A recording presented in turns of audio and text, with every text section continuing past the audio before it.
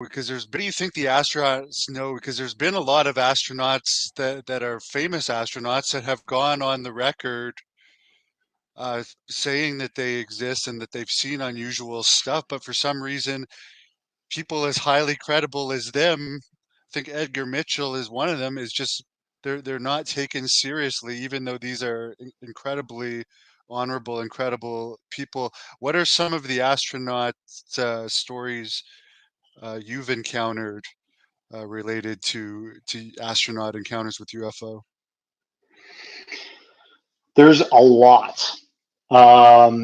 So the very first NASA piloted missions where we flew at apogee outside the Earth's atmosphere in these specially designed rocket propelled planes that were mounted onto the edge of a modified B-2 bomber's wing.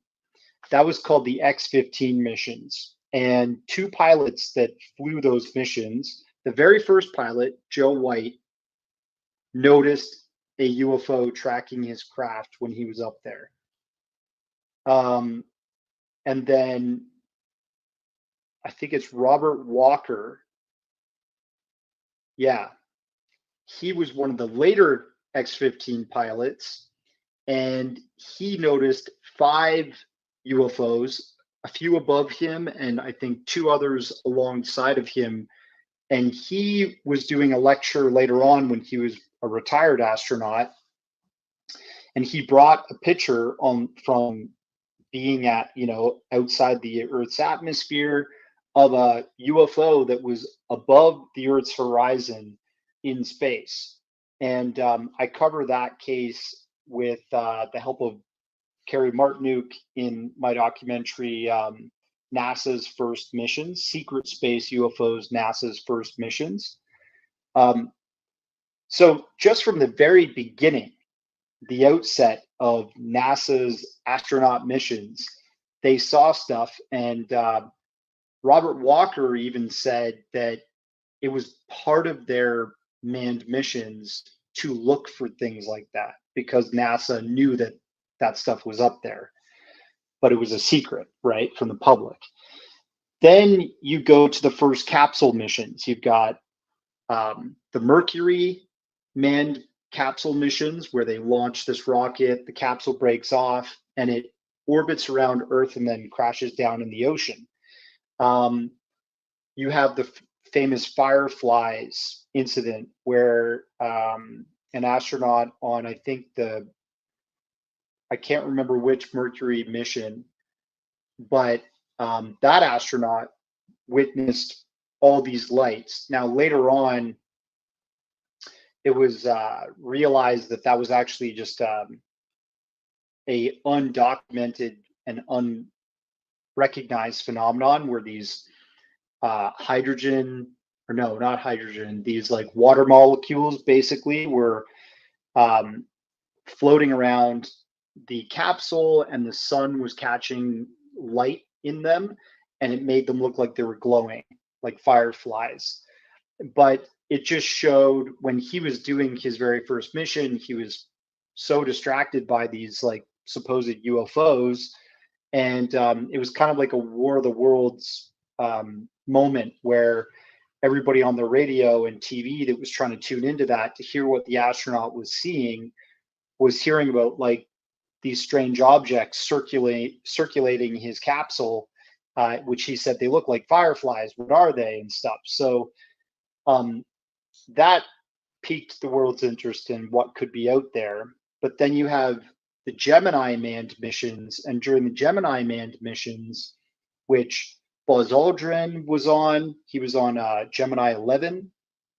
These were also capsule missions that flew around the Earth, and they tested spacewalks in their spacesuits and stuff, and then went back in the capsule and crashed into the ocean on the planet. They witnessed many different strange objects out there. And when you look at the declassified transcripts from the astronauts talking, these conversations were recorded. They weren't all televised or sent down to earth on radio for the public to hear.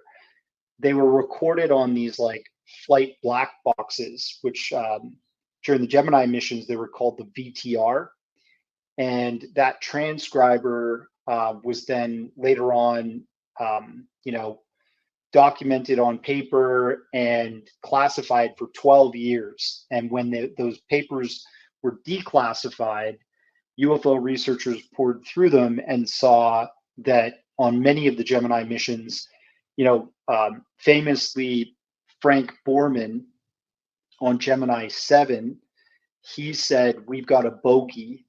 And bogey usually means unidentified craft or an enemy craft in Air Force terms. And he was an Air Force guy. There was 3 Air Force guys. The rest of the pilots from Gemini and the Apollo manned missions were Navy. So he declared that they had a bogey. But I think what happened earlier on in the Gemini missions, where Scott Carpenter got distracted by a UFO or seeing something strange when he was on his mission, he got back down to Earth. He missed his landing target. He missed his reentry vector, like where he was supposed to go, because he was so distracted by something he saw up there. NASA fired him. And I think that was the starting of teaching pilots, astronauts that were going to be in space, not to talk about that issue. And it carried on throughout the Apollo manned missions. Edgar Mitchell never said that he saw a UFO when he was in space or saw strange, what do you call it, structures on the moon, but he was very interested in the UFO topic, and he grew up in Roswell, and he spoke to many of the residents, the sheriff, and all these people that witnessed the Roswell, New Mexico crash of 1947. And he knew from a young age that that was a cover up.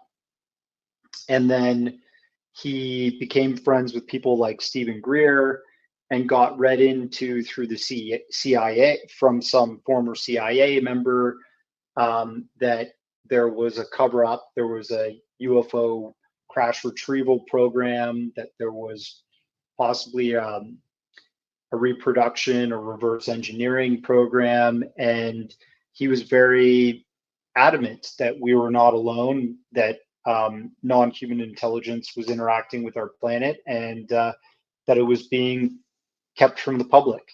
But yeah, it's more than Edgar Mitchell. There's so many astronauts that had experiences that either went on the record or recanted going on the record, like Buzz Aldrin, which I cover in Apollo 1 to 11. I got a chance to interview famous UFO director James Fox about his experience trying to document and get this testimony from Buzz Aldrin about his experience with supposed a UFO tracking the Apollo 11 spacecraft to the moon when they first were on the way to land on the moon.